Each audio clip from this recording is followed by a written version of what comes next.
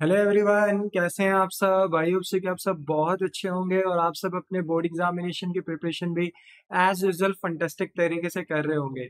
मेरे प्यारे बच्चों, आज को जो हमारा लेक्चर नंबर 52 है वो होने वाला है एडजस्टमेंट ऑफ कैपिटल के ऊपर एज यूजुअल, जो कि बिलोंग करता है रिटायरमेंट ऑफ पार्टनर से। ऑलरेडी बेटा हम यहाँ पर अपना case 1, case 2 and case 3 adjustment of capital का बोलते हैं ना, लर्न एंड अंडरस्टैंड कर चुके थे।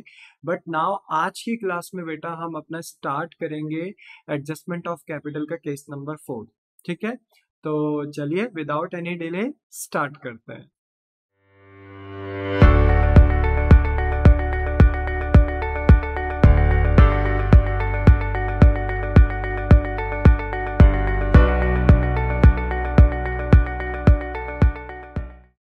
ना एवरीवन, बेटा आपका जो केस नंबर 4 है वो ये कहता है कि अगर आपको एडजस्टमेंट ऑफ कैपिटल करना है तो फर्स्ट ऑफ ऑल आपको total capital of new firm निकालना पड़ेगा।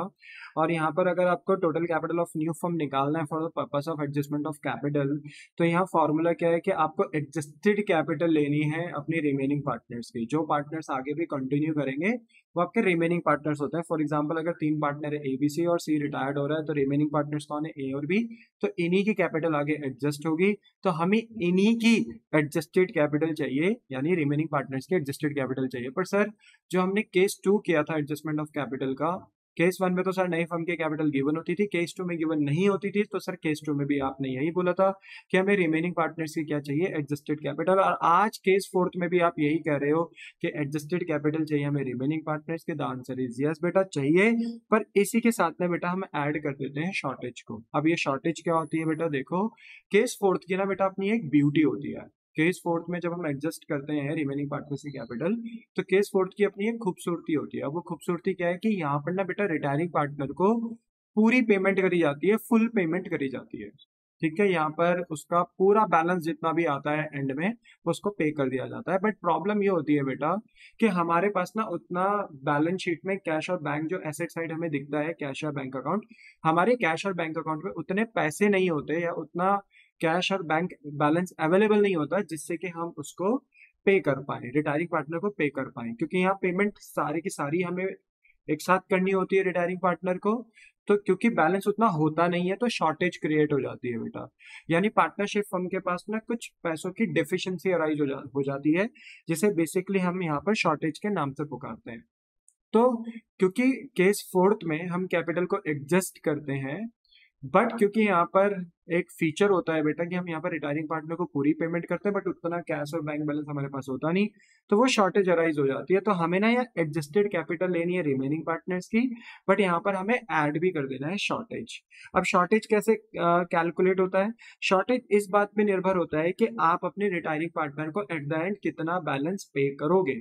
ठीक है ना, तो हम पार्टनर्स कैपिटल अकाउंट जब बनाएंगे तो रिटायरिंग पार्टनर का बेटा एट द एंड कितना बैलेंस आ रहा है वो फाइंड आउट कर लेंगे हम पार्टनर्स कैपिटल अकाउंट बनाकर। तो वहां से हमें पता चल जाएगा कि हमें रिटायरिंग पार्टनर को पे कितना करना है। तो amount payable to retiring partner, उसमें से माइनस कर दो कितना कैश बैंक बैलेंस हम यूटिलाइज कर पा रहे हैं। फॉर एग्जाम्पल कि मैंने रिटायरिंग पार्टनर को पे करना है 1 लाख, मान लो मैंने रिटायरिंग पार्टनर का अकाउंट कैपिटल अकाउंट प्रिपेयर किया, उसमें सारी चीजें जितनी भी प्रॉफिट लॉसेस थी कैपिटल में एडलेस करी और एंड में बैलेंस आया 1 लाख। तो मुझे रिटायरिंग पार्टनर को पे करना है 1 लाख।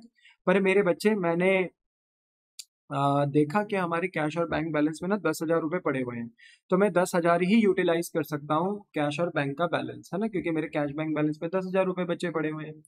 तो बताइए कितने की शॉर्टेज आ रही है, कितने रुपए की कमी आ रही है यहाँ पर, क्योंकि केस 4 में हम रिटायरिंग पार्टनर को पूरा पे करते हैं।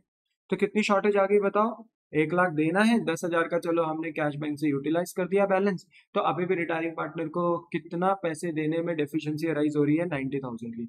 तो बस बेटा इसी को शॉर्टेज बोला जाता है और यही शॉर्टेज आपकी ऐड हो जाती है जब हम total capital of new firm calculate करते हैं। तो एडजस्टेड कैपिटल लेनी है मेरी रिमेनिंग पार्टनर की, हम मना नहीं कर रहे, पर हम उसमें ऐड कर देंगे शॉर्टेज भी। तो ये थोड़ा सा अलग हो जाता है केस 2 से, तो इसको हम केस 4 बोलते हैं। ये हमारा केस 4 है बेटा, ठीक है।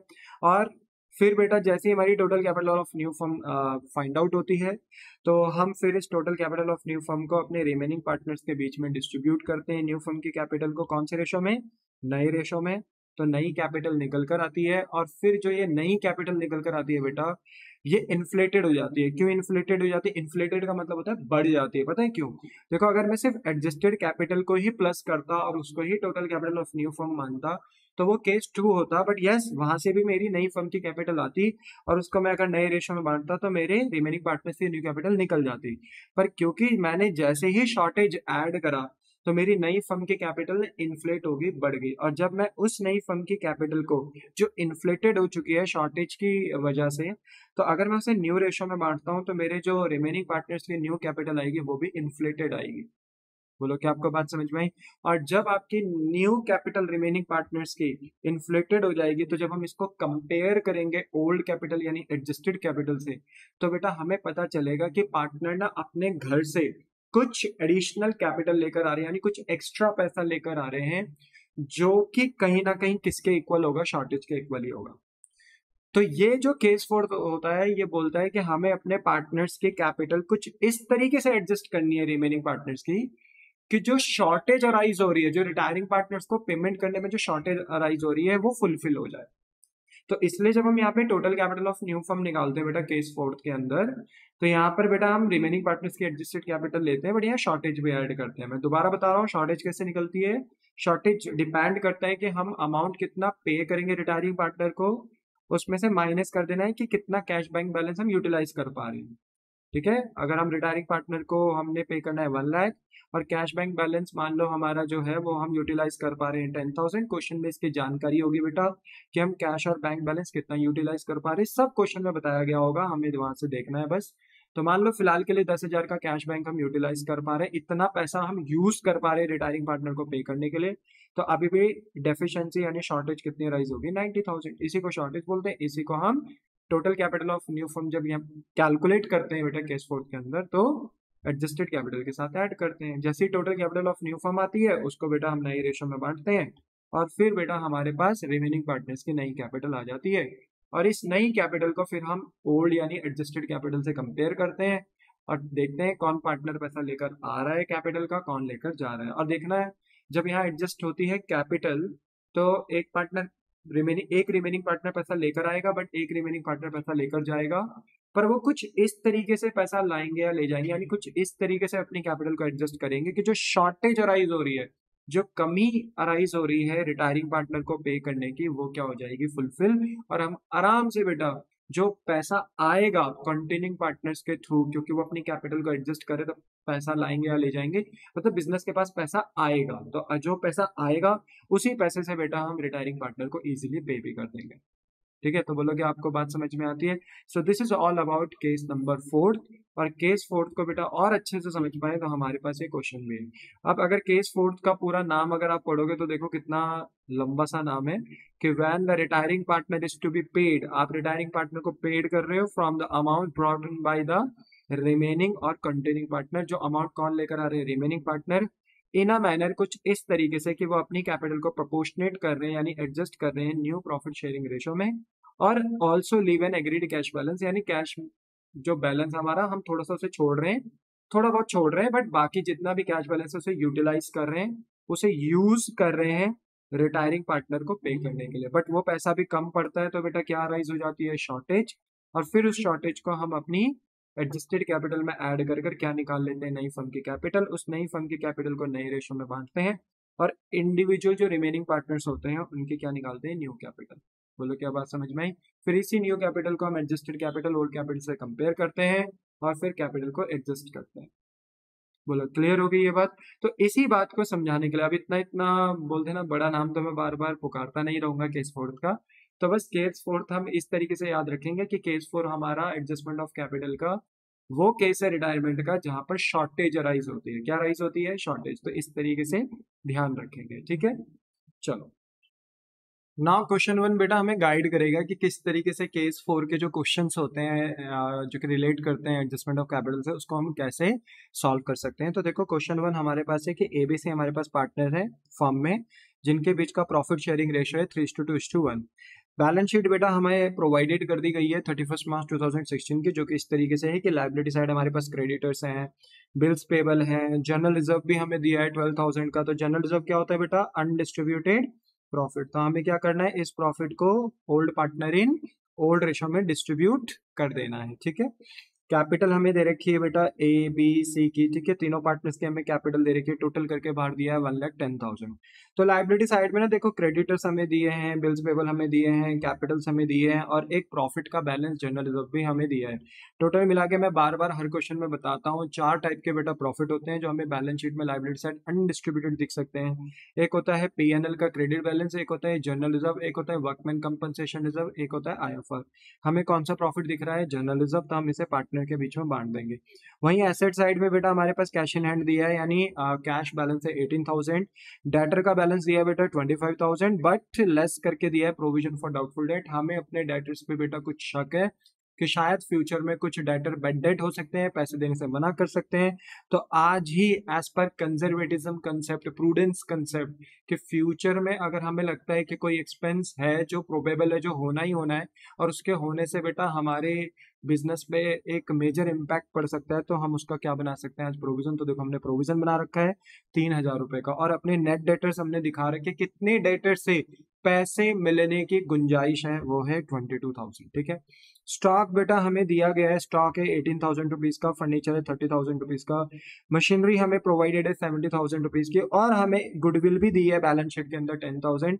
ये गुडविल बेटा परचेज गुडविल होती है। देखा जाए तो एज पर AS 26 जो है, अकाउंटिंग स्टैंडर्ड 26, ये एक इंटेंजिबल एसेट होता है जो परचेज गुडविल जो बैलेंस शीट के अंदर हमें दिखता है, बट एज पर AS 26 ये हमें गाइड करता है कि बेटा जब भी रिकॉन्स्टिट्यूशन होता है पार्टनरशिप फर्म में, यानी एग्रीमेंट चेंज होता है पार्टनर्स के बीच में due to the change in ratio, तो आपको ये परचेज गुडविल राइट ऑफ करनी होती है अपने पार्टनर्स के बीच में। तो हम बेटा इसको पार्टनर्स के बीच में राइट ऑफ करेंगे, खत्म करेंगे। तो जब हम इस इंटेंजिबल एसेट को राइट ऑफ करेंगे तो ऐसे में पार्टनर की कैपिटल डेबिट हो जाएगी, कम हो जाएगी, यानी एक तरीके का ये लॉस की तरह बांट दिया जाएगा पार्टनर को। तो ठीक है, तो 4 टाइप के लॉस होते हैं।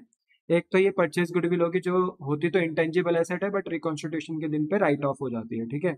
एक ये हो गया, और 3 होते हैं प्योर लॉसेज जो फिक्टिशियस एसेट होते हैं, लाइक एक होता है आपके पास पीएनएल का डेबिट बैलेंस, एक होता है प्रीलिमिनरी एक्सपेंस, एक होता है डेफर्ड एडवर्टाइजमेंट एक्सपेंस। तो टोटल मिला के कि आप ईज रख पाओ, अपने माइंड में स्टोर कर पाओ, तो 4 टाइप के लॉसेज होते हैं। एक होता है गुडविल, परचेज गुडविल, एक होता है पीएनएल का डेबिट बैलेंस, एक होता है प्रीलिमिनरी एक्सपेंस, एक होता है डेफर्ड एडवर्टाइजमेंट एक्सपेंस। हमें क्या दिख रहा है? Purchase goodwill. इसका क्या करेंगे हम? इसे old partner in old ratio में राइट ऑफ कर देंगे, खत्म कर देंगे, ठीक है। बैलेंस शीट का टोटल दिया है 1,68,000, ठीक है। फिर आगे बताया एडजस्टमेंट में कि बी रिटायर हो रहे हैं 1 अप्रैल 2016 को, यानी ये जो मिड वाला पार्टनर है, यानी 2/6 से हमारा बी क्या हो रहा है? रिटायर्ड हो रहा है। कौन सी तारीख को? 1 अप्रैल 2016 को, ठीक है। कुछ इन कंडीशंस पे ऑन द फॉलोइंग टर्म्स। पहला ये है कि प्रोविजन फॉर डाउटफुल डेट हमें रेज्ड करना होगा बाई ₹1,000, यानी जो प्रोविजन फॉर डाउटफुल डेट पहले 3,000 का है ना, अब हमें उसे बढ़ाना है। कितने से बढ़ाना है? 1,000 से बढ़ाना है। कितने तक करना है ये नहीं बोला हुआ, टू नहीं लिखा हुआ कि provision for doubtful debt be raised to, ऐसा टू वर्ड नहीं लिखा हुआ। टू का मतलब होता है तक। अगर मान लो लिख देते कि provision for doubtful debt increase to या रेज्ड टू लिख देते 5,000, तो मैं इसका मतलब ये समझता कि 3,000 का मेरे पास प्रोविजन था, पर मुझे उसे करना कहाँ तक है? तक, टू कहाँ तक करना है? 5,000 तक। तो मैं ये समझता फिर मुझे प्रोविजन बढ़ाना है 2,000 से, बट इन्होंने लिखा है बाय, मतलब इन्होंने सिंपल बता दिया कि हमें प्रोविजन फॉर डाउटफुल डेट कितने से बढ़ा देना है। कितने से? बाय मतलब से, कितने से बढ़ाना है? 1,000 से। तो इससे ना बेटा देखो हमें सीधा पता चल रहा है कि हमारा पहले प्रोविजन 3,000 का था, बट हमें उसे 1,000 रुपए से और बढ़ाना है, यानी हमें अपने डेटर्स पे और शक हो रहा है। और प्रोविजन बेटा लाइबिलिटी होती है, क्योंकि इसके अंदर जितना भी प्रॉफिट कंपनी सेव करती है, या कोई पार्टनरशिप फर्म, कैसा भी फॉर्म ऑफ बिजनेस हो, जो भी ये प्रोविजन बना रहा है, इसके अंदर बेटा जो भी प्रॉफिट सेव किया जाता है बिजनेस के द्वारा, वो प्रॉफिट बेटा बिजनेस के लिए लाइबिलिटी होता है, क्योंकि बिजनेस इस प्रॉफिट को जो प्रोविजन के अंदर सेव करा गया है, इसको अपनी मर्जी से जहां वहां यूज नहीं कर सकती है। उसी पर्पस के लिए ये यूज किया जाता है बेटा, प्रोविजन जिस पर्पस के लिए बनाया गया है। तो इसके अंदर जो भी प्रॉफिट है ना बेटा, बिजनेस उसे अपनी मर्जी से यूज नहीं कर सकती।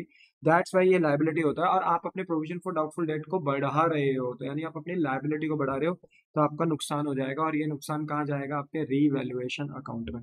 फिर का स्टॉक आपका डेप्रिशिएट हो रहा है 10% से। स्टॉक था कितने का? 18,000 का। 18,000 का स्टॉक 10% से कम कर रहे हो, बाय है क्योंकि यहाँ पर, तो 10% से कम कर रहे हो, तो बताओ स्टॉक अगर 10% से कम होगा तो नुकसान ही तो होगा ना, एसेट की वैल्यू डाउन हो रही है, डेप्रिशिएट हो रही है, डिक्रीज हो रही है, तो ये नुकसान है बेटा, रिवैल्यूएशन अकाउंट में जाएगा। और फर्नीचर कितने से डेप्रिशिएट हो रहा है? 5% से। तो अगर फर्नीचर 30,000 का है तो 30,000 का 5% हम निकालेंगे तो हमें पता चल जाएगा कि फर्नीचर कितने से डेप्रिशिएट हो रहा है। और जो फर्नीचर हमारा डेप्रिशिएट यानी डिक्रीज हो रहा है, तो एसेट की वैल्यू अगर कम होगी तो बेटा नुकसान ही होगा। तो ये नुकसान हमारा कहाँ चला जाएगा? रिवैल्यूएशन अकाउंट में। फिर बेटा इसके बाद इन्होंने बोला है कि there is an outstanding claim of damages of ₹1,100 and is to be provided for. अब देखो हुआ क्या कि क्लेम ऑफ डैमेज आ गया, मतलब मान लो लेट सपोज बिजनेस ने कोई ऐसी एक्टिविटी करी होगी जिससे कि कोई जो कस्टमर होगा बिजनेस का उसको कोई डैमेज पहुंच गया होगा। तो कस्टमर ने कंपनी के ऊपर क्या कर दिया, या पार्टनरशिप फर्म के ऊपर क्या कर दिया, सॉरी मेरे मुंह से कंपनी निकल रहा है बट पार्टनरशिप फर्म, ठीक है। तो पार्टनरशिप फर्म के ऊपर क्या कर दिया होगा? क्लेम, ठीक है ना। उससे उस कस्टमर के बोलते हैं ना कि क्या पता प्रॉपर्टी को डैमेज पहुंचाओ, हेल्थ को डैमेज पहुंचाओ, कुछ भी हो सकता है। तो वो कस्टमर क्लेम कर रहा है डैमेजेस का। तो ऐसे में मेरे बच्चे ना अभी तक पार्टनरशिप फर्म ने ना वो डैमेजेस पे नहीं किए, तो that is known as outstanding, वो आउटस्टैंडिंग हो चुके हैं। यानी उन्हें पे कर देना चाहिए था बट अभी तक पार्टनरशिप फर्म ने पे नहीं किया, तो ये एक्सपेंस अब आउटस्टैंडिंग एक्सपेंस बन चुका है मेरे बच्चे। और ये बिजनेस के लिए है लाइबिलिटी। अब ये लाइबिलिटी पहले तो कभी नहीं दिखाई थी हमने, तो ये अनरिकॉर्डेड लाइबिलिटी है, और अगर आज ये हमें पता चल रही है तो हमें ये प्रोवाइड करनी है। और क्योंकि ये लाइबिलिटी अगर हम दिखाएंगे तो बिजनेस को टेक्निकली नुकसान होगा बेटा, तो बिजनेस इस नुकसान को कहाँ दिखाएगी? रीवैल्यूएशन अकाउंट में। इसके बाद creditor will be return back by ₹6,000, है ना। इसका मतलब ये है बेटा कि जो आपके क्रेडिटर्स हैं, है ना, आपके जो क्रेडिटर्स हैं वो रिटर्न बैक हो रहे हैं, ठीक है। रिटर्न बैक का मतलब है कि कम हो रहे हैं, और अगर आपके क्रेडिटर कम हो रहे हैं तो ऐसे में मेरे बच्चे आपका क्या होगा? बोलते हैं ना कि फायदा होगा। देखो आपने जब रीवैल्यूएशन अकाउंट भी बनाया तो सन्ड्री क्रेडिटर को अपना फायदा ही दिखाया, तो ऑब्वियस ही बात है सन्ड्री क्रेडिटर अगर रिटर्न बैक हो रहे हैं यानी कम हो रहे हैं, रिड्यूस हो रहे हैं, तो ऐसे में मेरे बच्चे हमारा क्या हो रहा है? फायदा। और इस फायदे को हम कहाँ दिखाएंगे? रिवोल्यूशन अकाउंट के क्रेडिट साइड। तो कहने का मतलब है अगर क्रेडिट रिड्यूस होंगे, रिटर्न बैक होंगे, कम होंगे, तो ऐसे में मेरे बच्चे हमारा फायदा होगा, लाइबिलिटी रिड्यूस हो रही है क्योंकि। इसको हम रिवोल्यूशन अकाउंट के क्रेडिट साइड दिखाएंगे। ई पॉइंट पे लिखा है फर्म की गुडविल कितनी है? 22,000, और आगे कुछ भी नहीं लिखा हुआ कि रेजिंग एंड राइटिंग ऑफ। हमने एक क्वेश्चन में करा भी था बेटा ऐसा कि फर्म की गुडविल का ट्रीटमेंट हम रेजिंग एंड राइटिंग ऑफ में कर सकते हैं। ओल्ड रेशो में रेज करो और न्यू रेशो में राइट ऑफ करो। हम कर सकते हैं फर्म की गुडविल का ट्रीटमेंट, बट उसके लिए ना लिखा हुआ होना चाहिए कि हम रेजिंग एंड राइटिंग ऑफ से ट्रीटमेंट कर रहे हैं, किसका? गुडविल का। बट ऐसा कुछ लिखा नहीं है, तो ये सेक्रीफाइसिंग एंड गेनिंग रेशो में होगा। और क्योंकि ये क्वेश्चन रिटायरमेंट से लिया गया है तो रिटायरमेंट में मोस्टली क्या यूज होता है? गेनिंग रेशो, क्योंकि यहाँ पर गेनिंग पार्टनर्स की मेजोरिटी ज्यादा होती है। क्योंकि जो पार्टनर रिटायर्ड हो रहा है ना वो अपना शेयर छोड़कर जा रहा है, वो सेक्रीफाइस कर रहा है। पर जो पार्टनर आगे भी रहेंगे, ए एंड सी, जो ए और सी पार्टनर आगे भी रहेंगे क्योंकि वो बी का शेयर एब्जॉर्ब कर लेंगे, ले लेंगे, तो ऐसे में ए और सी को फायदा होगा। तो ए और सी गेनिंग पार्टनर है, मेजोरिटी इनकी ज्यादा है, इसलिए गेनिंग रेशियो रिटायरिंग पार्टनर में कैलकुलेट होता है। तो हम देखेंगे कि फर्म की गुडविल का ट्रीटमेंट हम यहाँ पर गेनिंग रेशियो में करेंगे। ओके, क्या आपको बात समझ में आती है? हाँ। फिर एफ पॉइंट देखो, एफ पॉइंट में आपको मजा आएगा बेटा। देखो एफ पॉइंट में क्या लिखा है? B is paid in full, B को पूरा फुल पे करो। अभी तक हमने देखो जितने क्वेश्चन करे, जितने भी क्वेश्चन बेटा अभी तक हमने रिटायरमेंट में करे, शायद कोई भी ऐसा क्वेश्चन नहीं होगा जहां पर हम पूरी पेमेंट कर रहे हैं। ऐसा नहीं, ऐसा जरूरी नहीं है कि नहीं कर सकते थे, कर सकते थे, ऐसा क्वेश्चन आ भी सकता था हमारे पास जहां पर हम पूरी पेमेंट कर सकते थे। पर मोस्टली हमने जितने भी क्वेश्चन अभी तक करे हैं उसमें हम रिटायरिंग पार्टनर को पेमेंट कर रहे थे, पर बहुत कम कर रहे थे, ठीक है। पूरी पेमेंट नहीं कर रहे थे, बाकी जो बचा कुछ बैलेंस बनता था उसे लोन बनाते थे। कुछ कुछ क्वेश्चन में तो हम पेमेंट ही नहीं करते थे, सारा बैलेंस लोन बनता था। पर केस फोर्थ की ना ये खासियत होती है बेटा एडजस्टमेंट ऑफ कैपिटल की, यहाँ पे रिटायरिंग पार्टनर को पूरा पे किया जाता है। B is paid in full, और ऑब्वियस ही बात है, देखो आपके पास कैश कितना है? 18,000 है, ओके। अब खुद देखो ये बी की है ओपनिंग कैपिटल, एक तरीके से पुरानी कैपिटल है, पुरानी बैलेंस शीट की, तो ये ओपनिंग कैपिटल है। सोचो इसमें जब मैं चीजें और एडलेस करूंगा तो ये कैपिटल बी की और ज्यादा बढ़ जाएगी, मतलब बी की कैपिटल कुछ और निकल कर आएगी। यानी ये जो कैपिटल आपको यहाँ दिख रही है बी की, ये तो ओपनिंग है, हमें तो एडजस्टेड कैपिटल निकालनी होती है। तो एडजस्टेड कैपिटल देखना आप, जिसको हम बी को पे भी करेंगे यहाँ पर, क्योंकि रिटायरिंग पार्टनर होता है तो उसको पे किया जाएगा। तो यहाँ पर जो बी की कैपिटल आएगी बेटा वो देखना कुछ ज्यादा ही आएगी। पर हमारे पास तो कैश बैलेंस क्या है? बहुत कम है। क्या हम आराम से क्या इस 18,000 रुपए से कैश बैलेंस से क्या हम अपने रिटायरिंग पार्टनर को पे कर सकते हैं? मुझे अभी ना देखो रिटायरिंग पार्टनर की एडजस्टेड कैपिटल यानी वो बैलेंस नहीं पता जो मुझे उसे पे करना है। तो मैं अभी के लिए मान लेता हूँ चलो यही 40 है, तो खुद ही सोचो 40,020 की कैपिटल है, लेट बी सपोज, क्या 18,000 रुपए से मैं इसको पे कर सकता हूँ? नहीं, मुझे तो 40,000 देने हैं, तो 18,000 तो कम नहीं पड़ रहा, आपको नहीं लग रहा बेटा? तो खुद सोचो कि अगर 18,000 रुपए कम पड़ रहे हैं तो शॉर्टेज अराइज नहीं हो रही यहाँ पे। और इसी शॉर्टेज का बेटा यहाँ एडजस्टमेंट ऑफ कैपिटल में बेटा क्या होता है, यूज होता है। तो यहाँ पर हम देखेंगे, देखो लिखा है बीस पेड इन फुल, कि बी को पूरा पूरा पूरा अमाउंट पे करना है।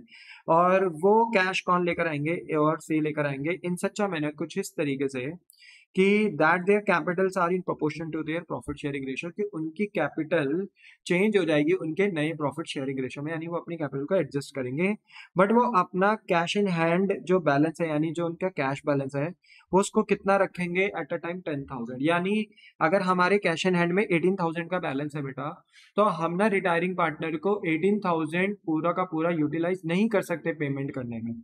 हमें 10,000 पार्टनरशिप फर्म में रखना ही रखना है। और वो लॉजिकल भी है बेटा, कि अगर हम सारा का सारा पैसा अगर मान लो रिटायरिंग पार्टनर को पे करने में लगा देंगे कैश का बैलेंस, तो बिजनेस के पास तो कोई कैश बैलेंस बचेगा नहीं। और बिजनेस में डे टू डे एक्टिविटीज भी होती हैं, लाइक गुड्स खरीदना, गुड्स बेचना, इलेक्ट्रिसिटी बिल, एम्प्लॉयज को सैलरी, बहुत सारे खर्चे होते रहते हैं, तो उनकी पेमेंट कहाँ से करोगे? तो कैश बैलेंस तो कुछ ना कुछ तो रखना पड़ेगा ना। तो कैश बैलेंस कितना रखना है, 10,000 रखना है। यानी आप बी को पे करेंगे फुल, और उसके लिए अमाउंट कौन लेकर आएगा, ए और सी, कुछ इस तरीके से कि उनकी कैपिटल एडजस्ट हो जाएगी न्यू रेशो में। बट वो अपना cash balance at a time कितना रखेंगे, 10,000। तो अगर मेरा कैश बैलेंस है 18,000 और 10,000 मुझे छोड़ना है, तो मैं कितना कैश बैलेंस यूटिलाइज कर सकता हूँ, 8। पर वो 8,000 का जो कैश बैलेंस होगा बेटा, वो सफिशिएंट नहीं होगा रिटायरिंग पार्टनर को पेमेंट करने के लिए। तो जो भी शॉर्टेज अराइज होगी वो कौन लाएंगे, ए एंड सी लेकर आएंगे। और उसी अकॉर्डिंग फिर हम अपनी रिमेनिंग पार्टनर ए और सी के कैपिटल क्या करेंगे, एडजस्ट भी करेंगे। क्वेश्चन की डिमांड है कि रिवोल्यूशन अकाउंट बनाओ, पार्टनर्स कैपिटल अकाउंट बनाओ और बैलेंस शीट बनाओ, किसकी, ए एंड सी, यानी रिकॉन्स्टिट्यूटेड फर्म की। जब आपके पास रिमेनिंग पार्टनर्स नई फर्म में कंटिन्यू कर रहे हैं, तो आप नई बैलेंस शीट भी बनाकर दिखाइए। तो हमने कभी सब बना के दिखा देंगे, कोई टेंशन नहीं है ना बेटा। जो हमारा आंसर है उसमें हम सबसे पहले बेटा क्या कैलकुलेट करेंगे, वर्किंग नोट। तो वर्किंग नोट में हम सबसे पहले एग्जामिनर को यही बताएंगे कि जो हमारा रिटायरिंग पार्टनर है हम उसको गुडविल कितनी पे करेंगे, है ना। तो देखो ऑब्वियस सी बात है, हमारे पूरे फर्म की गुडविल कितनी है, 22,000। तो हमने एग्जामिनर को कोट कर दी। सबसे पहले तो हमने लिख दिया adjustment of 20 share of goodwill in gaining ratio. ठीक है, कि हम 20 की गुडविल को एडजस्ट करेंगे गेनिंग रेशियो में। तो हमें ना फर्स्ट ऑफ ऑल फर्म की गुडविल दे रखी थी, तो हमने फर्म की गुडविल यहाँ पर बेटा राइट डाउन कर दी, कॉपी पेस्ट कर दी। इसके बाद हमने 20 की गुडविल निकाली। 20 की गुडविल निकालना बेटा सिंपल है। अगर पूरे फर्म की गुडविल है 22,000 और हमारे बी पार्टनर का शेयर है 2/6, तो हमें 22,000 की मल्टीप्लाई करानी है 2/6 से। और अगर हम सॉल्व करते हैं तो 2 1 जा 2 3 जा 3 से अगर 22 को काटते हैं बेटा, कैंसिल आउट करते हैं, तो ये आएगा 7,333। इट मीन्स कि 20 को गुडविल कितनी मिलनी चाहिए, 7,333। पर 20 को ये गुडविल देगा कौन, तो पर्सनली ये गुडविल कौन देंगे बेटा, ए और सी। क्योंकि बी जो अपना शेयर छोड़कर जा रहे हैं 2/6, वो कौन एब्जॉर्ब कर लेंगे, कौन ले लेंगे, ए एंड सी। तो ए और सी फ्यूचर में क्या करेंगे बेटा, गेन। इसलिए ए और सी अपने गेनिंग रेशो में गुडविल पे करेंगे बेटा रिटायरिंग पार्टनर को। पॉइंट ये है कि गेनिंग रेशो होगा क्या। तो बेटा देखो, अगर हम क्वेश्चन देखें तो क्वेश्चन में एडजस्टमेंट में कहीं भी स्पेसिफिकली ना बेटा हमें न्यू रेशो नहीं दे रखा है। तो अगर न्यू रेशो नहीं दिया है तो हम ये मान सकते हैं बेटा कि जो रिमेनिंग पार्टनर का शेयर बच गया, देखो ओल्ड रेशो था 3:2:1, आपका बी पार्टनर रिटायर्ड हो रहा है, तो जो ए और सी के बीच में बेटा जो रेशियो बच गया 3:1, वही आपका न्यू रेशो है और वही आपका गेनिंग रेशो है। तो यहाँ पर बेटा हमारा गेनिंग रेशो हो गया 3:1। चाहे तो आप लिख भी सकते हैं कि गेनिंग रेशियो क्या है, दैट इज 3:1। तो यहाँ पर ना देखो, ए जो गुडविल पे करेगा ना किसको, बी को, और जो सी गुडविल पे करेगा बी को, वो करेगा 3/4 एंड 1/4 के रेशो में। तो 7,333 का अगर हम 3/4 निकालते हैं बेटा, तो ए बोलेगा मैं आपको गुडविल पे करूंगा सिर्फ 5,500, और सी बोलेगा भाई कि देखो बी आपको गुडविल मिलनी चाहिए 7,333, पर मैं तो आपको उतने से ही पे करूंगा जितने से मैं गेन कर रहा हूँ। तो बी कितने से गेन कर रहा है बेटा, 1/4। तो सॉल्व करेंगे तो ये आएगा 1,833। तो इसका मतलब ये है मेरे बच्चे कि ए और सी गुडविल पे करेंगे किसको, बी को, बट अपने अपने गेनिंग रेशो में। तो ए दे रहा है 5,500 के गुडविल एंड सी देगा 1833 की गुडविल। और ये बेटा हमने अपने वर्किंग नोट में एग्जामिनर को बता दिया। दूसरा यहाँ पर बेटा जो हमारा सेकंड वर्किंग नोट हमारा जो यहाँ पर प्रिपेयर होगा वो होगा एडजस्टमेंट ऑफ कैपिटल का। बेसिकली हम यहाँ पर निकालेंगे केस 4 के according total capital of new firm. पर बात यह है बेटा कि जब हम यहाँ पे total capital of new firm निकालेंगे तो फॉर्मूला हमारे रहने वाला है कि यहाँ पे हमें रिमेनिंग पार्टनर्स जो ए और सी पार्टनर जो आगे भी कंटिन्यू करेंगे वही रिमेनिंग पार्टनर्स है बेटा, हमें उनकी चाहिए एडजस्टेड कैपिटल और साथ ही साथ हम इसमें ऐड कर देंगे शॉर्टेज। क्या ऐड कर देंगे? शॉर्टेज। तो शॉर्टेज ऐड कर देंगे, ठीक है। अब ये शॉर्टेज कैसे निकलती है? तो शॉर्टेज निकलती है amount payable to retiring partner, कि हमने अमाउंट कितना देना है रिटायरिंग पार्टनर को जो अभी फिलहाल हमें पता नहीं है, और minus cash and bank balance कितना हम यूटिलाइज कर सकते हैं। चलो एक वक्त के लिए मैं मान भी लूं कि कैश एंड बैंक बैलेंस मुझे यूटिलाइज कितना करना है वो मुझे पता है, क्योंकि कैश बैलेंस है 18,000, बट मुझे एट अ टाइम कैश में बैलेंस कितना छोड़ना है? 10,000। तो मैं अपना कैश बैंक बैलेंस कितना यूटिलाइज कर सकता हूँ? सिर्फ और सिर्फ 8,000 यूटिलाइज कर सकता हूँ, क्योंकि 18,000 का बैलेंस है, 10,000 मुझे एट अ टाइम छोड़कर रखना है, यानी बैलेंस रखना है अपने कैश बैलेंस में 10,000 रुपए का।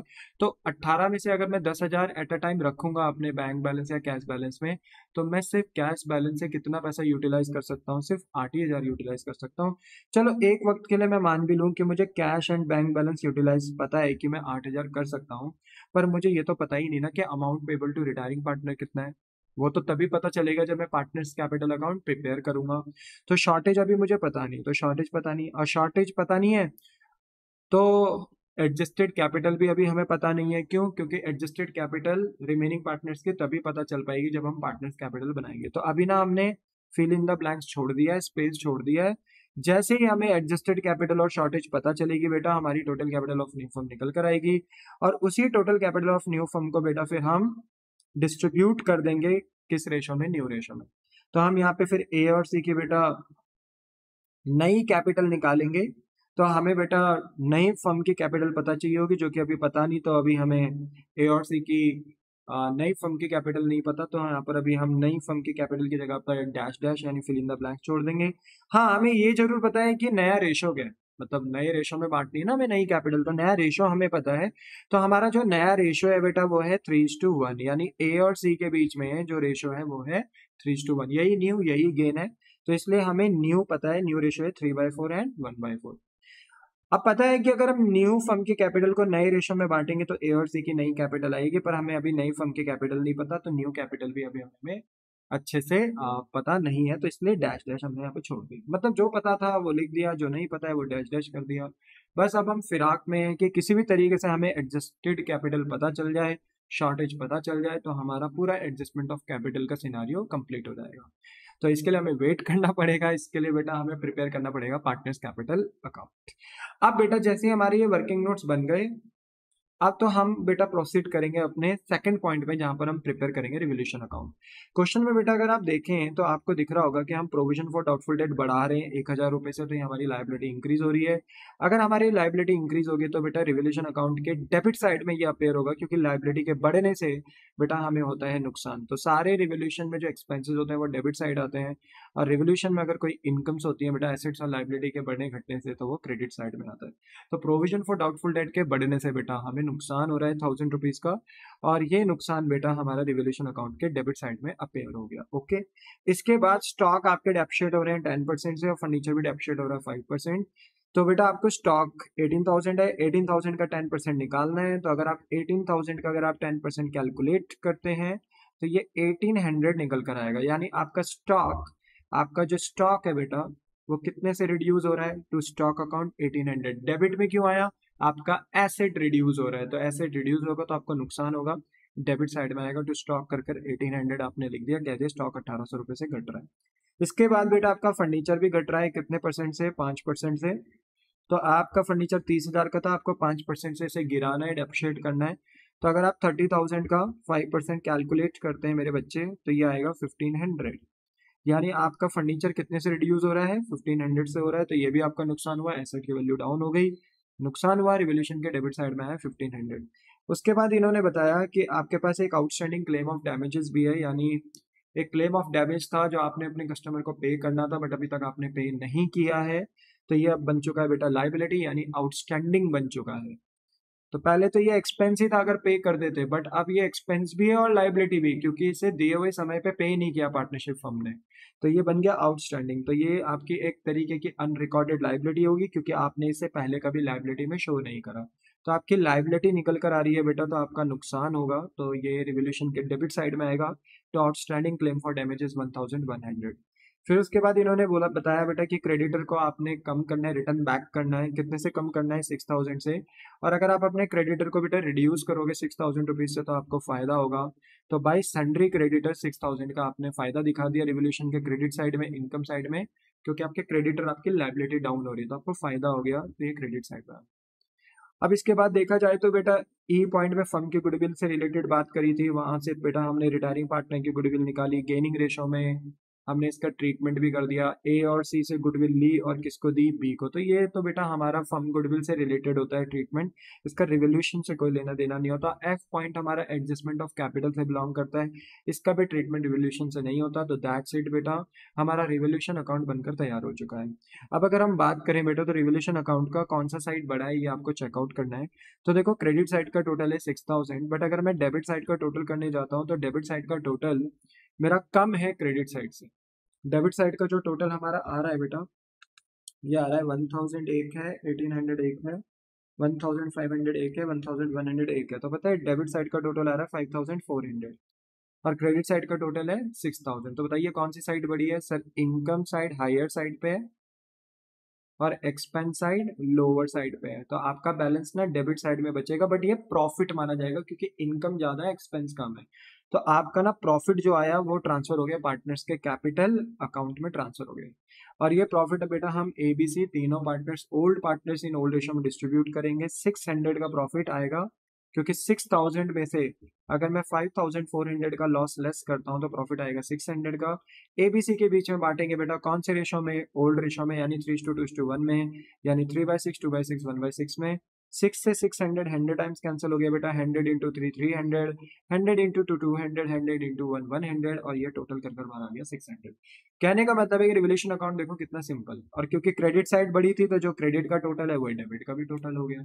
तो इट मीन्स कि रिवोल्यूशन अकाउंट बनाना बहुत सिंपल है, बट बहुत इंपॉर्टेंट भी है, क्योंकि अगर आपका रिवोल्यूशन अकाउंट ही गलत बन गया तो प्रॉफिट भी गलत आएगा, वही प्रॉफिट आप पार्टनर्स कैपिटल में लेकर जाओगे वो भी गलत आएगा, उससे फिर पार्टनर्स के एडजस्टेड कैपिटल्स भी गलत आएंगी, उसकी वजह से बेटा फिर आपकी बैलेंस शीट में जब ये कैपिटल ट्रांसफर होंगे तो बैलेंस शीट भी गलत आएंगे। तो कहने का मतलब है रिवोल्यूशन अकाउंट बहुत अच्छे से प्रिपेयर करें, पेशेंस के साथ प्रिपेयर करें, कंसंट्रेटेड होकर प्रिपेयर करें। ठीक है, बोलो समझ में आ गई बात? The answer is yes. इसके बाद मेरे बच्चे फिर हमारे पास प्रिपेयर होगा पार्टनर्स कैपिटल अकाउंट। और partners capital account as usual मैं बार बार बेटा हर क्वेश्चन में बता चुका हूँ कि ये बिजनेस के लिए क्या होता है बेटा, लाइबिलिटी। जितना हम पार्टनर्स को फेवरेबल चीजें देंगे बिजनेस के लिए लाइबिलिटी बढ़ेगा, क्रेडिट। पार्टनर्स को हम जितना अनफेवरेबल नेगेटिव लॉसेज वगैरह देंगे बेटा, तो पार्टनर का कैपिटल डेबिट होगा, क्योंकि बिजनेस के लिए लाइबिलिटी कम होगी तो डेबिट हो जाएगा। तो इस अकाउंट में टोटल कितने आइटम्स आते हैं मेरे बच्चे? 6 आइटम्स आते हैं, 6 आइटम्स हमने यहाँ पर डालना है। सबसे पहले यहाँ पर आता है ओपनिंग बैलेंस। तो ये ओपनिंग बैलेंस हमें कहाँ से पता चलेगा? ये ओपनिंग बैलेंस हमें पता चलेगा बैलेंस शीट की लाइबिलिटी साइड से। तो यहाँ पर हमें बेटा देखो कैपिटल दिख रही है ABC की, हम यहाँ से कॉपी करेंगे और पार्टनर्स कैपिटल अकाउंट में पेस्ट कर देंगे, लिखेंगे बाय बैलेंस ब्रॉट डाउन, ये ओपनिंग कैपिटल है 40 40 30,000, कॉपी पेस्ट। सेकंड पॉइंट जो हमारा होता है बेटा वो होता है रिवोल्यूशन का प्रॉफिट या लॉस। देखो बेटा हमें रिवोल्यूशन का प्रॉफिट हुआ, रिवोल्यूशन अकाउंट में तो ये डेबिट साइड अपेयर हुआ, क्योंकि क्रेडिट साइड इनकम की बड़ी थी, डेबिट साइड एक्सपेंस की छोटी थी, लोअर साइड पे थी, तो बैलेंस डेबिट में बचा, प्रॉफिट हुआ। पर जब हम पार्टनर्स को देंगे तो पार्टनर्स के अकाउंट में तो क्रेडिट होगा ना।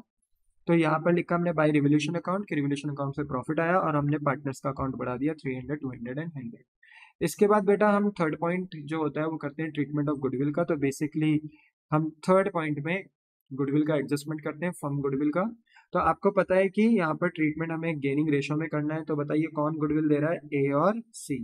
तो ए कितनी गुडविल दे रहा है 5500, सी कितनी गुडविल दे रहा है 1833। तो आप मुझे बताइए जब मैं पार्टनर्स कैपिटल अकाउंट ड्रॉ करूंगा तो ए और सी बोल रहे हैं कि हम गुडविल किसको देंगे, बी को। तो बी का ना कैपिटल अकाउंट बढ़ जाएगा, तो बी का कैपिटल अकाउंट 5500 से बढ़ जाएगा और 1833 से बढ़ जाएगा। बट किसकी वजह से? ए एंड सी की वजह से, क्योंकि ए और सी ने गुडविल पर्सनली दी किसको बेटा, बी को, तो बी का अकाउंट इंक्रीज हो जाएगा। तो बोलो बात समझ में आई? पर अगर ए और सी बी को गुडविल दे रहे हैं तो बी फिर ले भी तो रहा है ना गुडविल किससे, ए और सी से। तो जो बी पार्टनर है वो गुडविल ले रहा है ए और सी से, तो ए और सी का अकाउंट हम रिड्यूस भी करेंगे बेटा, समझ में आया। तो ए और सी ने बी को गुडविल दी, बी का अकाउंट अप हो गया, बढ़ गया। पर बी ने फिर गुडविल ली भी है ए और सी से, तो ए और सी का कैपिटल अकाउंट डाउन हो गया, रिड्यूस हो गया। बोलो क्लियर है, आंसर इज यस। तो टू बीस कैपिटल करके हमने ए का कैपिटल रिड्यूस करा 5500 से, सी का कैपिटल अकाउंट रिड्यूस करा 1833 से। तो ये हमारा बेटा पॉइंट हो गया किसका, गुडविल का। तो थर्ड पॉइंट हमारा फिनिश हो गया। फोर्थ पॉइंट होता है lookout balance sheet. Balance sheet में जाइए और बैलेंस शीट में चेकआउट करिए कोई प्रॉफिट और कोई लॉस तो नहीं। यस, हमारे पास जनरल रिजर्व नाम का एक प्रॉफिट था और गुडविल नाम का एक बोलते हैं ना इंटेंजिबल एसेट भी था, जिसे हमें रिकॉन्स्टिट्यूशन के टाइम पे राइट ऑफ करना होता है। This is our purchase goodwill, ये राइट ऑफ करना होता है। जनरल रिजर्व देने से बेटा पार्टनर को फायदा होता है, पर परचेज गुडविल को राइट ऑफ करने से ना पार्टनर्स को नुकसान होता है, क्योंकि पार्टनर्स की कैपिटल डाउन होती है, ठीक है। क्योंकि यहाँ पर जो परचेज गुडविल है, एक एसेट को बिजनेस अगर खत्म कर रही है तो पैसा तो आ नहीं रहा फर्म के पास। एसेट हम खत्म कर रहे हैं, परचेज गुडविल को हटा रहे हैं, पर पैसा तो आ नहीं रहा। तो बिजनेस का नुकसान है, बिजनेस ये नुकसान किसको देती है, पार्टनर को। इसलिए परचेज गुडविल जब बांटा जाता है बेटा पार्टनर के बीच में, तो ये एज अ लॉस की तरह बांट दिया जाता है, यानी राइट ऑफ कर दिया जाता है। तो जनरल रिजर्व को भी हम कौन से रेशो में बांटेंगे, ओल्ड रेशो में 3:2:1, यानी 3/6 2/6 1/6 में। और बेटा हम गुडविल को भी, परचेज गुडविल को भी जब राइट ऑफ करेंगे एज अ लॉस पार्टनर के बीच में बांटकर, तो कौन से रेशो में करेंगे, 3:2:1। पुरानी बैलेंस शीट के आइटम है, पुराने रेशो में बांटे जाएंगे। तो देखो जब हमने जनरल रिजर्व बांटा 3:2:1 में, यानी 3/6 2/6 एंड 1/6 में, तो जनरल रिजर्व ए बी और सी के बीच में बढ़ गया 6000 4000 2000।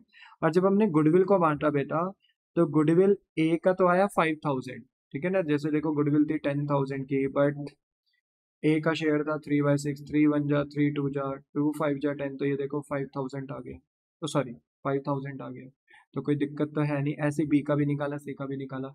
पर जब आप बी का निकालेंगे ना बेटा, तो फर्म की वो सॉरी परचेज गुडविल है 10,000 और बी का शेयर है 2/6, तो 2 1 जा 2 3 जा। इसको सॉल्व करोगे ना तो ये आएगा 3333.33। राउंड ऑफ करोगे बेटा, पॉइंट्स में नहीं लिखते हम अकाउंट्स में, तो अगर हम राउंड ऑफ करेंगे तो ये राउंड ऑफ होके 3333 ही रह जाएगा। और अगर हम सी पार्टनर की बात करें ना बेटा, तो सी पार्टनर का अगर आप सॉल्व करोगे, फर्म की परचेज गुडविल जो है, बार बार मेरे मुंह से फर्म की गुडविल निकल रहा है, ये परचेज गुडविल है बेटा, ठीक है। तो परचेज गुडविल को अगर आप सी के बीच में राइट ऑफ करोगे तो 1/6, सी का शेयर 1/6 है। तो सॉल्व करोगे तो ये आएगा 1333, सॉरी 10,000 इंटू 1/6 अगर आप करोगे ना, तो ये आएगा 1667.66। तो अगर आप इसको राउंड ऑफ करोगे तो ये आएगा 1667। तो ये बांट दिया, देखो आपने, कोई प्रॉब्लम यहाँ पर नहीं है। तो इसलिए कैलकुलेशंस थोड़ी अपनी अच्छी कर लेना, ठीक है। ओके सर, कर लेंगे, कोई टेंशन नहीं।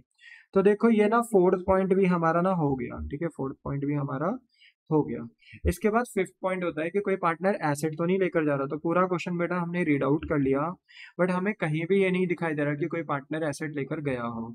अगर लेकर जाता तो बेटा मैं पार्टनर्स कैपिटल में टू एसेट जो भी वो लेकर जाता उसका नाम लिखता और उस पार्टनर का अकाउंट रिड्यूस कर देता जो पार्टनर एसेट लेकर जा रहा है। बट यस, इस क्वेश्चन में तो कोई पार्टनर एसेट नहीं लेकर जा रहा, तो फिफ्थ पॉइंट स्किप हो जाएगा। सिक्स्थ पॉइंट में बेटा हम आते हैं रिटायरिंग पार्टनर का बैलेंस।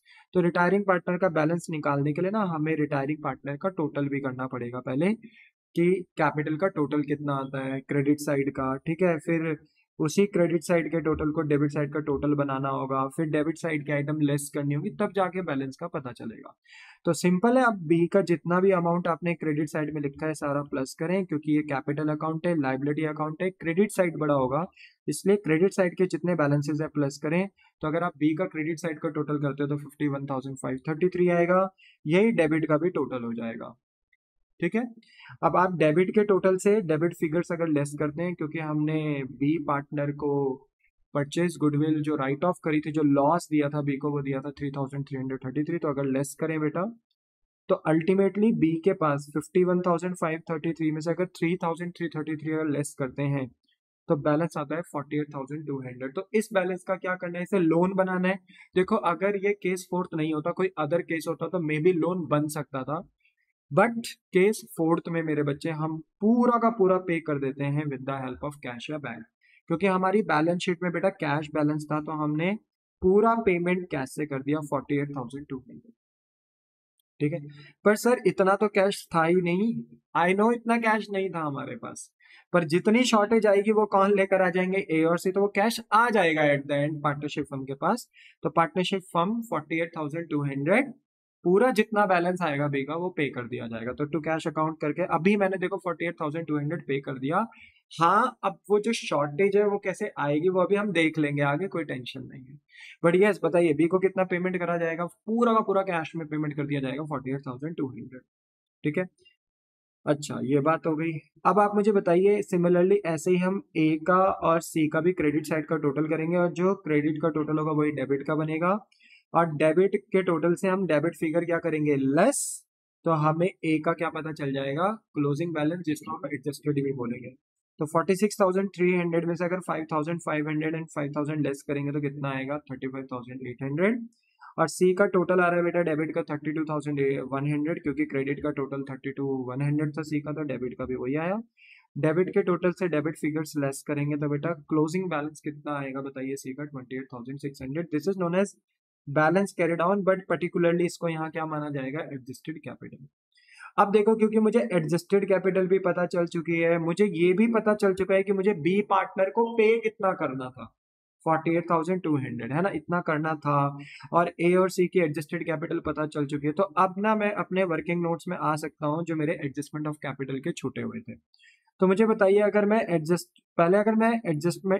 कैपिटल देखूं, तो एडजस्टेड कैपिटल ए और सी की कितनी है बेटा देखो, तो मैं निकाल चुका हूँ 35,800 28,600। इसको हम कॉपी करेंगे बेटा और यहाँ पर पेस्ट कर देंगे, बात खत्म, इसको पेस्ट कर देंगे। और बात रही शॉर्टेज की, तो शॉर्टेज कैसे निकलेगा, ये डिपेंड करता है amount payable to retiring partner minus cash और बैंक बैलेंस कितना यूटिलाइज कर सकते हैं। तो बताइए कितना अमाउंट हमें पे करना है या करना था रिटायरिंग पार्टनर को, बताओ 48,200 इतना करना था, 48,200। और हम कैश और बैंक बैलेंस कितना यूटिलाइज कर सकते हैं, देखो मैं बार बार बोल चुका हूँ कैश में बैलेंस कितना था 18,000, बट क्वेश्चन ने बोला 10,000 आपको at a time partnership firm को अपने पास रखना है, 10,000 का बैलेंस। तो 18 में से अगर 10,000 अगर हम रिड्यूस भी कर दें तो भी कैश में कितना बैलेंस एक्स्ट्रा पड़ा हुआ है 8,000, तो इसको हम यूटिलाइज कर सकते हैं। तो अगर हम कैश और बैंक बैलेंस यूटिलाइज कर दें 8,000 यूटिलाइज कर दें, तो आप बताइए अभी भी पेमेंट करने के लिए शॉर्टेज कितनी आ रही है 40,200 के। तो ये शॉर्टेज निकल गई, और ये शॉर्टेज फिर आपकी ऐड हो जाएगी एडजस्टेड कैपिटल में जब हम निकालेंगे total capital of new firm. बोलो क्या आपको बात समझ में आती है, द आंसर इज यस। तो इसी के साथ बेटा अगर मैं एडजस्टेड कैपिटल ए और सी की ऐड कर दूं 35,800 एंड 28,600, और शॉर्टेज को भी ऐड कर दो जो कि निकल कर आई है 40,200, तो हमारी total capital of new firm आती है 1,04,600। बोलो क्लियर है। और इसी न्यू फर्म की कैपिटल को हम ए और सी के बीच में बांट देंगे कौन से रेशो में बेटा, न्यू रेशो में। तो 1,04,600 को हमने 3/4 1/4 में डिस्ट्रीब्यूट किया बेटा, तो ये हमारा निकल कर आया 78,450 एंड 26,150। अगर आप सॉल्व करते हो तो सॉल्व करके यही आएगा बेटा, ठीक है, आराम से कर सकते हो, इतना उम्मीद रखता हूँ कि कर दोगे बेटा। तो 78,450 एंड 26,150 आएगा, ठीक है। अब क्योंकि मुझे नई कैपिटल पता चल चुकी है बेटा, ठीक है, नई कैपिटल पता चल चुकी है, तो अब मैं एडजस्टमेंट ऑफ कैपिटल का काम कर सकता हूँ। मैंने एडजस्टेड कैपिटल निकाल दी है, क्लोजिंग कैपिटल एडजस्टेड कैपिटल निकाल दी है। अब मैं इसे आगे बनाऊंगा बेटा opening balance by balance brought down, ये मेरी एडजस्टेड कैपिटल है जो ओपनिंग बैलेंस के नाम पे जानी जाएगी, या आप इसे ओल्ड कैपिटल बोले या आप इसे एडजस्टेड कैपिटल बोले, बात एक ही है, ठीक है। तो ये बैलेंस आ गया 35,800 एंड 28,600, ठीक है। और अब हम बनाएंगे अपना नया बैलेंस कैरी डाउन, नई क्लोजिंग कैपिटल जो बनाएंगे हम बनाएंगे टू बैलेंस कैरी डाउन करके न्यू कैपिटल को। तो न्यू कैपिटल हम निकाल चुके हैं, ए और सी की नई कैपिटल कितनी आई बेटा 78,450 एंड 26,150। देखो निकाल ली ना हमने, ये निकाल ली थी 78,450 एंड 26,150 हमने निकाल ली थी, बस यहाँ से कॉपी किया और यहाँ पर पेस्ट कर दिया। बस अब आपको ये देखना है पुरानी ए की कैपिटल कितनी थी 35,800 एडजस्टेड, और उसे नई कितनी करनी है, नई 78,450। तो इट मीन्स कि यहाँ पर ना ए की कैपिटल डेफिशिएंसी में कम है, तो इसका मतलब है ए अपनी कैपिटल और लगाएगा और लेकर आएगा बिजनेस में। तो हम 78,450 में से लेस कर देंगे 35,800 को, हमारे पास बैलेंस निकल कर आएगा 42,650, यानी और कैपिटल लेकर आएगा हमारा ए पार्टनर। तो इसको लिखेंगे हम बाय कैश, क्योंकि कैश के थ्रू ही एडजस्ट कर रहे हैं, तो बाय कैश और एडिशनल कैपिटल करके हमने लिख दिया कि ए कितना लेकर आएगा 42,650। पर अगर हम सी को देखें तो बेटा सी की पुरानी एडजस्टेड कैपिटल 28,600 थी, बट उसे नई कैपिटल करनी है 26,150, यानी कम करनी है कैपिटल। यानी हम ये मान सकते हैं कि ए की कैपिटल ना ज्यादा लगी हुई थी बिजनेस में, पार्टनरशिप फॉर्म में। तो हम 28,600 में से माइनस कर देंगे 26,150, तो हमें पता चलेगा कि जो डिफरेंस अमाउंट है 2,450 वो क्रेडिट में नहीं आ रहा है, वो डेबिट में आ रहा है। तो इसका मतलब ये है कि सी इतना कैश अपनी कैपिटल का लेकर चला जाएगा, तो to cash account withdrawal of capital, तो यार 2,450। अब आप ना बेटा 2 मिनट के लिए रफ में देखो कि ए कितना पैसा लेकर आ रहा है। देखो ए पैसा लेकर आ रहा है 42,650, ये ला रहा है बिजनेस में, पैसा लेकर आ रहा है कैपिटल के थ्रू। और वहीं आपका ना सी पार्टनर पैसा लेकर जा रहा है कैपिटल के थ्रू, कितना 2,450। अगर आप इसको सॉल्व करते हो ना बेटा, तो पता है ये एग्जैक्ट कितना आएगा, 42,650 माइनस 2,450, तो सॉल्व करके आएगा 40,200। देख रहे हो, तो अल्टीमेटली बिजनेस के पास कितना कैश आ रहा है पार्टनर के थ्रू, 40,200। और आप जरा देखो शॉर्टेज भी कितनी थी, शॉर्टेज भी कितनी थी, कितनी कमी आ रही थी रिटायरिंग पार्टनर को पे करने की, 40,200। तो केस फोर्थ में ना बेटा हम कैपिटल एडजस्ट कुछ इस तरीके से करते हैं कि जो शॉर्टेज होती है ना उसकी कमी पूरी हो जाती है। तो देखो यहाँ पर एडजस्ट हुआ कैपिटल, एक पार्टनर कैश लेकर आया, एक पार्टनर कैश लेकर गया अपनी कैपिटल को एडजस्ट करने के दौरान, बट जो इसका नेट इम्पैक्ट पड़ा वो ये पड़ा कि अल्टीमेटली बिजनेस के पास कितना कैश आ रहा है कैपिटल की मदद से, एडजस्टमेंट ऑफ कैपिटल की मदद से, 40,200, जो कि अल्टीमेटली शॉर्टेज पड़ रही थी, पर अब क्योंकि बिजनेस के पास ये पैसा आ रहा है तो बिजनेस इस पैसे का इस्तेमाल कर रिटायरिंग पार्टनर को पे कर उसको चलता कर देगी।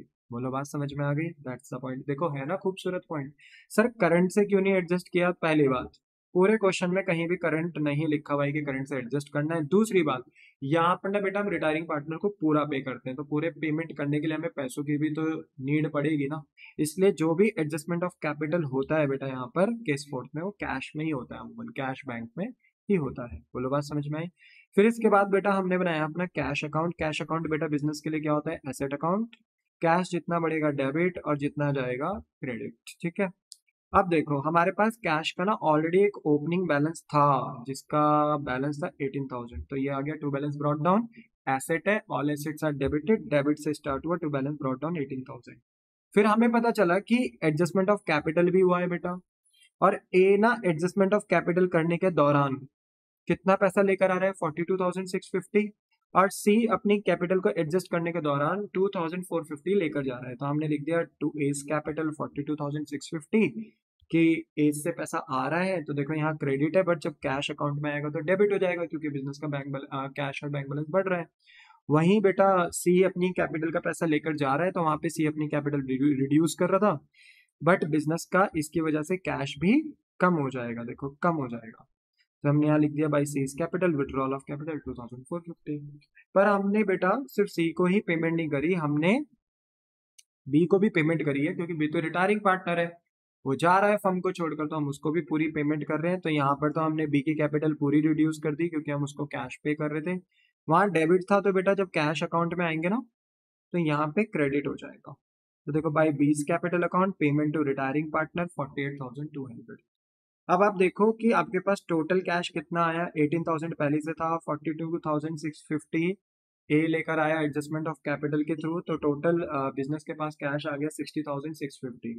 उसमें से बेटा जो रिटायरिंग पार्टनर था उसको देखो हमने पूरा पूरा पे कर दिया। अब समझ में आया ना? देखो जैसे ए 42,650 लाया और हमारे बिजनेस के पास ऑलरेडी 18,000 था, टोटल पैसा हमारे पास कितना था? 60,650। आराम से बेटा हम अपने रिटायरिंग पार्टनर को पे कर सकते हैं 48,200। समझ में आया?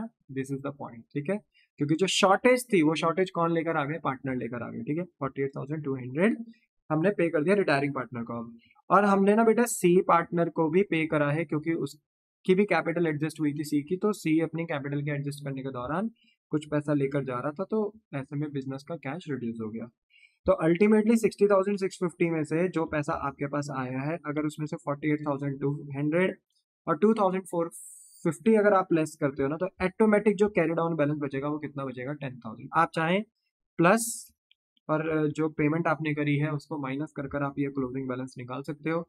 एंड ये आ गया टू बैलेंस कैरी डाउन 10,000, और बोथ साइड का टोटल वही आएगा 60,650, 16,650। बोलो क्लियर है? अगर कोई भी डाउट रह जाए ना बेटा, तो आप जब मैं ये वीडियो अपलोड कर दूँ तो इसके कमेंट सेक्शन में आप अपने डाउट पूछ सकते हो। मैं एज फास्ट पॉसिबल आपके डाउट के सारे रिप्लाई करने की पूरी कोशिश करूंगा, ठीक है? चलो, फिर इसके बाद बेटा हम बनाएंगे बैलेंस शीट। ओके, और बैलेंस शीट हम बनाएंगे 1 अप्रैल 2016 की, क्योंकि बेटा जो हमारा यहाँ पे पार्टनर रिटायर्ड हो रहा था वो 1 अप्रैल 2016 को हो रहा था, तो हमने 1 अप्रैल 2016 को बैलेंस शीट बना दी। बैलेंस शीट का फॉर्मेट सबको पता है, लाइबिलिटी अमाउंट, एसेट अमाउंट। हम लाइबिलिटी साइड से स्टार्ट करेंगे बेटा। सबसे पहले लिखेंगे कैपिटल अकाउंट। ए और सी के लिखेंगे बेटा हम नई कैपिटल, जो हमने फाइंड आउट भी करी थी नई कैपिटल, तो इसी नई कैपिटल को हम अपनी बैलेंस शीट में लेकर जाएंगे और यहाँ कॉपी कर देंगे। तो ए की नई कैपिटल 78,450, सी की कैपिटल 26,150, इनर कॉलम में लिखेंगे, टोटल करके बाहर कर देंगे 1,04,600। इसके बाद बेटा हम और लाइबिलिटी देखने के लिए, देखो वैसे ना इसके बाद आता था 20 का लोन, ठीक है, क्योंकि 20 का बैलेंस आता है तो 20 का लोन लिखते थे हम, पर यहाँ लिख नहीं पाएंगे क्योंकि हमने यहाँ पे बी को पूरी पेमेंट कर दी बेटा, तो 20 का लोन आएगा नहीं, बात खत्म हो गई। फिर बेटा हम पुरानी बैलेंस शीट देखेंगे लाइबिलिटीज के लिए, तो हम देखेंगे कि हमारे पास पुरानी लाइबिलिटीज में क्रेडिटर नाम की लाइबिलिटी थी एक 30,000 रुपीज, पर वो 30,000 की लाइबिलिटी में से बेटा 6,000 के ऐसे भी लाइबिलिटी थी क्रेडिटर के नाम की जो रिड्यूस हो रही थी, रिटर्न बैक हो रही थी। तो रिवोल्यूशन में बेटा हमें फायदा भी हुआ इसका, क्योंकि लाइबिलिटी कम हो रही है। तो जब मैं नई बैलेंस शीट बनाऊंगा ना बेटा, जब मैं नई बैलेंस शीट बनाऊंगा तो मैं क्रेडिटर्स लिखूंगा इनर कॉलम में 30,000, बट उसमें से लेस कर दूंगा कि भाई रिवोल्यूशन अकाउंट हमने प्रिपेयर करा, तो रिवोल्यूशन अकाउंट के थ्रू 6,000 के क्रेडिटर हमारे रिड्यूस हो गए। तो हमारे अब जो क्रेडिटर्स बचे हैं, जो हमारी लाइबिलिटीज बची है अब क्रेडिटर के नाम की, वो बची है सिर्फ 24,000। तो हमने यहाँ पे अपडेट कर दिया क्रेडिटर का बैलेंस। फिर पुरानी बैलेंस शीट में बेटा हमें बिल्स पेबल दिखाई दे रहा है, तो इसमें तो कोई चेंज नहीं हो रहा, तो ये कॉपी पेस्ट करके सेम आ गया। ठीक है, बोलो बात समझ में आ गई? फिर उसके बाद देखा जाए तो बेटा हमें क्वेश्चन में पता था कि एक आउटस्टैंडिंग क्लेम ऑफ डैमेजेस नाम की लाइबिलिटी थी जो पहले कभी रिकॉर्ड नहीं थी, तो अब हम उसे रिकॉर्ड करेंगे। तो पहले तो हमारा नुकसान हुआ, तो रिवोल्यूशन में हमने नुकसान भी दिखाया क्योंकि हमारी लाइबिलिटी बढ़ रही है। पर जब मैं नई बैलेंस शीट बनाऊंगा बी पार्टनर के रिटायर होने के बाद, तो ऑब्वियस सी बात है कि मुझे आउटस्टैंडिंग क्लेम ऑफ डैमेजेस भी दिखाना पड़ेगा, क्योंकि हमारी लाइबिलिटी है 1,100 से ये भी दिखा दिया बस। फिर हम चलते हैं एसेट साइड। तो एसेट साइड में देखो बेटा, पहले इन्होंने करंट एसेट लिखे हैं, फिर फिक्स एसेट लिखे हैं, बट हम पहले ट्राई करेंगे कि फिक्स एसेट लिखें। तो मैं पहले फर्नीचर और मशीनरी लिखूंगा। तो बताइए फर्नीचर मेरे पास कितने रुपए का है, 30,000 का। क्या फर्नीचर में चेंज हो रहे थे? हाँ सर, फर्नीचर हमारा डेप्रिशिएट हो रहा था 5% से। तो हमने 30,000 का 5% निकाला था ना, कितना आया था, 1,500 रुपये। तो हमने फर्नीचर जो रिड्यूस हुआ था उसको एक्सपेंस भी दिखाया था रिवोल्यूशन में, पर जब अब मैं नई बैलेंस शीट बनाऊंगा तो लिखूंगा फर्नीचर तो है 30,000 का पुरानी बैलेंस शीट में, पर आज जिस दिन पार्टनर रिटायर्ड हुआ है तो हमारा फर्नीचर का बैलेंस अपडेट हो गया है, माइनस रेवोल्यूशन करके फर्नीचर की वैल्यू घटाऊंगा 1,500 रुपये से, क्योंकि मेरा फर्नीचर रिड्यूस हो रहा है बेटा। तो नेट मेरा जो फर्नीचर का वैल्यू आ जाएगा वो आ जाएगा 28,500। वैसे ही बेटा अगर मैं मशीन की बात करूं तो मेरा मशीन में कोई चेंज नहीं हो रहा बेटा, तो मशीन का वैल्यू ना एज इट इज आ जाएगा बैलेंस शीट में, देखो एज इट इज आ गया। उसके बाद बेटा हमारे पास है स्टॉक, क्योंकि गुडविल तो देखो राइट ऑफ कर चुके हैं, तो ये तो पार्टनर के बीच में बढ़ चुका है as a loss debit side में, है ना, याद है ना, पार्टनर्स कैपिटल अकाउंट बनाया था, परचेज गुडविल आपने बांट दी है, तो ये नई बैलेंस शीट में तो नहीं जाएगा, राइट ऑफ हो चुका है। तो फर्नीचर मशीनरी कर चुके हो, अब स्टॉक पे आओ। तो स्टॉक कितना है, 18,000। क्या स्टॉक में चेंजेस हो रहे थे? हाँ, स्टॉक आपका डेप्रिशिएट हो रहा था 10% से, तो स्टॉक 18,000 का था, तो 18,000 का 10% अगर आप निकालते हैं तो 1,800 आता है। आपने जब रिवोल्यूशन अकाउंट बनाया था तो स्टॉक का अपना एक्सपेंस भी दिखाया था कि स्टॉक घट रहा है तो हमारा नुकसान हो रहा है। तो जब आप नई बैलेंस शीट बनाएंगे बेटा तो वहाँ स्टॉक लिखेंगे इनर कॉलम में 18,000, बट लेस कर देंगे अपने स्टॉक को रिवोल्यूशन अकाउंट की मदद से कितने अमाउंट से, 1800 से, और नेट स्टॉक अपना बाहर दिखा देंगे 16,200। इसके बाद बेटा हमारे पास नेक्स्ट एसेट है डेटर। डेटर ओरिजिनल 25,000 थे, तो नई बैलेंस शीट में भी मैं 25,000 के ही डेटर लिखूंगा, पर मेरा जो पहले प्रोविजन था 3,000 वो बढ़कर कितना हो गया 4,000, क्योंकि 1,000 से मेरा प्रोविजन इंक्रीज हो रहा था। तो सोचो जब प्रोविजन इंक्रीज हो रहा था तो मैंने इसको नुकसान भी दिखाया था बेटा, क्योंकि लायबिलिटी इंक्रीज हो रही, प्रोविजन हमारी लायबिलिटी होती है, क्योंकि प्रोविजन के अंदर जो हमने प्रॉफिट बचाया है वो प्रॉफिट हम अपनी मर्जी से कहीं यूज नहीं कर सकते, इसलिए प्रोविजन लायबिलिटी है। और अगर provision for doubtful debt increase हो रहा है, हमें अपने डेटर्स के ऊपर डाउट जो है बैड डेट होने का वो अगर बढ़ रहा है, तो हमने प्रोविजन इंक्रीज कर दिया, पैसे ज्यादा बचा लिए अब डाउटफुल डेट के लिए, है ना, क्योंकि फ्यूचर में अगर कभी बैड डेट होगा तो नुकसान होगा, तो नुकसान से बचने के लिए हमने एक्स्ट्रा प्रोविजन और बनाया जो 1,000 रुपीज से था। आप खुद सोचो, अगर प्रोविजन इंक्रीज हो रहा है तो लायबिलिटी भी तो इंक्रीज हो रही है, तो आपने उसे एक्सपेंस दिखाया रिवोल्यूशन में, बट आज आप अपने डेटर में से प्रोविजन लेस कर दोगे कितना, 4,000, 3,000 पहले से था, 1,000 रुपीज का और प्रोविजन बनाया, टोटल प्रोविजन 4,000 के होगी। बोलो क्लियर है? 25,000 में से 4,000 लेस करोगे तो अब आपके नेट डेटर साइड 21,000, यानी आप पब्लिक को ये बताने की कोशिश कर रहे हो कि एज्यूम करते हुए चलो कि कितने डेटरों से पैसे मिलने की गुंजाइश है, 21। ओके सर, क्या हम प्रोविजंस को लायबिलिटी साइड भी दिखा सकते थे? ऑफ कोर्स बेटा, प्रोविजन लायबिलिटीज ही होती हैं, बट इसका अल्टरनेटिव ट्रीटमेंट ये होता है कि प्रोविजन अगर किसी एसेट से लिंक करते हैं तो आप उसको उस एसेट से लेस कर सकते हो। और ज़्यादातर एनसीईआरटी और सीबीएसई बोर्ड जो हमारा है वो ज़्यादातर यही फॉलो करता है, तो हम भी यही फॉलो करते हैं कि प्रोविजन को कहाँ से लेस कर दो, डेटर से। हालांकि अगर आप प्रोविजन को लायबिलिटी साइड दिखाना चाहते हो तो यू कैन, आप दिखा सकते हो, ठीक है। फिर इसके बाद बेटा हमारे पास बचा बैलेंस शीट में कैश बैलेंस, और कैश हमारे पास अल्टीमेटली कितना आएगा, 10,000, क्योंकि कैश में हमें 10,000 रुपये छोड़ने थे, तो हमारे पास 10,000 का ही कैश बैलेंस आया होगा कैरी डाउन। और इसी कैश बैलेंस को बेटा हमने 10,000 को अपनी बैलेंस शीट में भी दिखा दिया, ठीक है। तो बोलो बात समझ में आ गई? तो अब हम टोटल कर सकते हैं अपनी बैलेंस शीट का, बट टोटल करने से पहले एक बार रिवोल्यूशन अकाउंट को क्रॉस वेरीफाई करेंगे। बताइए रिवोल्यूशन अकाउंट में कितनी एडजस्टमेंट है? टोटल मिला के 5 एडजस्टमेंट है। प्रॉफिट बैलेंस होता है बेटा, ये आपने प्लस माइनस करके निकाला है, ये कोई एडजस्टमेंट नहीं है, ठीक है। But yes yes, total adjustment आपके पास कितनी है? 5 एडजस्टमेंट है, और ये पांचों की पांचों एडजस्टमेंट बेटा बैलेंस शीट में हुई होगी, क्योंकि रिवोल्यूशन में वही इनकम एंड एक्सपेंसेस आते हैं जो एसेट के लायबिलिटी के चेंज होने के दौरान होते हैं। इट मींस कि अगर आपने रिवोल्यूशन अकाउंट में कुछ भी लिखा है तो उसका साइमल्टेनियसली इम्पैक्ट बैलेंस शीट में भी हुआ होगा। तो 5 एडजस्टमेंट है, पहले क्रेडिटर में हुआ, दूसरा आउटस्टैंडिंग क्लेम ऑफ डैमेजेस, तीसरा फर्नीचर में एडजस्टमेंट हुआ, चौथा स्टॉक में हुआ, पांचवा प्रोविजन में हुआ, प्रोविजन फॉर डाउटफुल। तो 5 एडजस्टमेंट हो चुकी हैं, यानी सारे इम्पैक्ट्स आप ले चुके हैं। तो अब अगर आप टोटल करोगे बेटा तो अब आपको पता चलेगा कि जो लायबिलिटी का टोटल है 1,45,700, वो किससे मैच कर रहा है, आपके एसेट के टोटल से। आप चाहें तो कर दें, ठीक है बेटा। बोलो, क्या आपको बात समझ में आती है? The answer is yes. ऐसे ही बेटा आपके पास एक क्वेश्चन नंबर 2 है, तो ये क्वेश्चन नंबर 2 आपको करके लेकर आना है। पूरा क्वेश्चन वैसा ही है। आपके पास बैंक बैलेंस है 40,000, बट आपको अपने बैंक में कितने रुपए छोड़ने हैं? 15,000, यानी 40,000 का आपका बैंक बैलेंस है, 15,000 आपको एज इट इज रखना है बैंक में। तो आप बैंक से कितना यूटिलाइज कर सकते हो? 25,000 यूटिलाइज कर सकते हो। तो जब आप शॉर्टेज निकालोगे ना, जब आप शॉर्टेज निकालोगे तो amount payable to retiring partner आप निकाल लोगे पार्टनर्स कैपिटल अकाउंट बनाकर, उसमें से कैश और बैंक बैलेंस यूटिलाइज कितना माइनस करोगे? 25,000, क्योंकि आप बैंक बैलेंस कितना यूज कर सकते हो? 25। तो जब नेक्स्ट क्वेश्चन करोगे तो इसे बहुत अच्छे तरीके से करना। नेक्स्ट क्लास में मैं आपको इसका आंसर शो कर दूंगा बेटा, तो आप देख लेना, समझा भी दूंगा मैं आपको, ऐसी बात नहीं है। नेक्स्ट जो लेक्चर होगा वो लास्ट लेक्चर होगा, तो उसमें मैं ये क्वेश्चन आपको एक्सप्लेन भी कर दूंगा, ठीक है। तो मुझे ऐसा लगता है कि आप ये क्वेश्चन कर सकते हो, तो आप इसे घर से ट्राई कर आना, ये आपका होमवर्क है। चाहे तो आप इसका स्क्रीनशॉट ले सकते हैं, इसके पिक खींच सकते हैं, और घर में जाकर फिर आप इसका सोल्यूशन कर सकते हैं, ठीक है। आई होप सो कि आपने वीडियो पॉज कर स्क्रीनशॉट ले लिया होगा। इसके बाद आप क्वेश्चन नंबर 1 जो केस फोर्थ का था, इसका भी स्क्रीनशॉट ले लीजिए, ठीक है, या नोट कर लीजिए, जैसा भी बेहतर लगता है आपको, नोट कर लो वीडियो पॉज कर। ये बेटा मेरे वर्किंग नोट्स थे, इनको भी आप कॉपी कर लीजिए, ठीक है, या स्क्रीनशॉट ले लीजिए, जो भी आपको लगता है। उसके बाद मेरे बच्चे रिवोल्यूशन अकाउंट ये रहा आपके सामने, फिर पार्टनर्स कैपिटल अकाउंट, ठीक है, इसका कॉपी पेस्ट कर लीजिए, जो करना है नोट करना है, स्क्रीनशॉट लेने ले लो।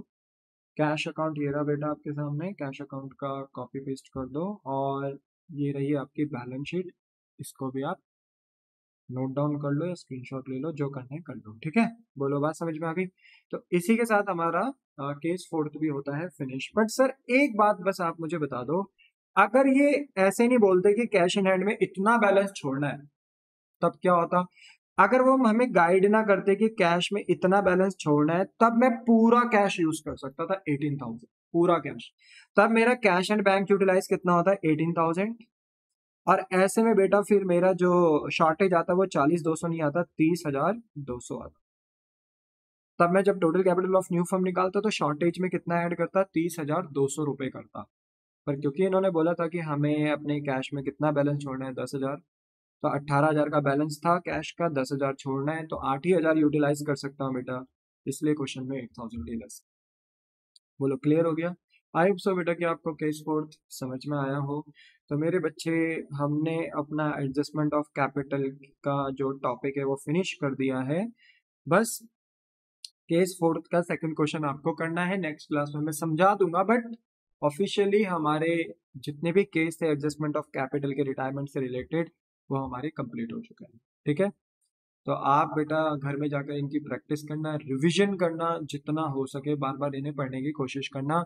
आंखों के सामने से बेटा जितनी बार ये टॉपिक्स होते चले जाएंगे, गुजरते चले जाएंगे, उतने ज्यादा आप इन कंसेप्ट में स्ट्रांग होते चले जाएंगे, ठीक है। तो याद रखो, जितना आप देखते हो ना चीजों को मेमोरी में, उतना ज्यादा आपके बोलते हैं ना सेव होती चली जाती है वो चीजें, फिर आप उन्हें भूलते नहीं और समझ में भी बहुत अच्छे से आता है। इसलिए आई होप सो कि आप इसका बार बार क्या करते रहेंगे बेटा, रिवीजन करते रहेंगे। तो बेटा जाते जाते एक रिक्वेस्ट यही है कि आप इस वीडियो को ज़्यादा से ज़्यादा लाइक शेयर सब्सक्राइब करें अगर आपका वीडियो पसंद आई हो तो, और अपने फ्रेंड्स के बीच में, अपने क्लासमेट्स के बीच में इस वीडियो को शेयर करें। जो बच्चे अपने अकाउंट्स में क्लास 12th में बोर्ड्स एग्जामिनेशन में अच्छे मार्क्स सिक्योर करना चाहते हैं, आप उनके बीच में ये वीडियो शेयर कर सकते हैं, ठीक है। तो मिलता हूँ बेटा आपको नेक्स्ट लेक्चर में। Tata bye bye, sayonara.